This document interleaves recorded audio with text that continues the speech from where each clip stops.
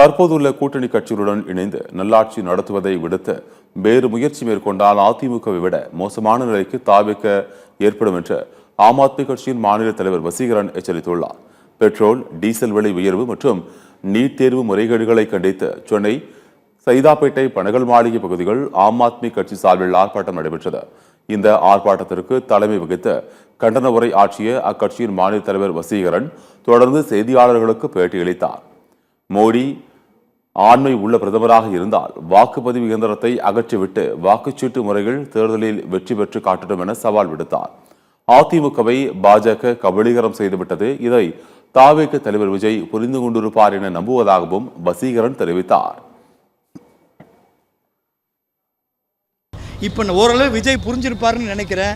இன்னைக்கு இருக்கிற இதே நிலைமையோடு இதே கூட்டணி கட்சிகளோடு இருக்கிற மெஜாரிட்டியோட நல்லபடியாக இந்த ஆட்சியை கொண்டு போக வேண்டும் தான் நான் நினைக்கிறோம். இதை மீறி அவர்கள் செய்வார்களே ஆனால் அதிமுக ஏற்பட்ட நிலைமையை விட மோசமான நிலைமை திரு விஜய்க்கு ஏற்படும்.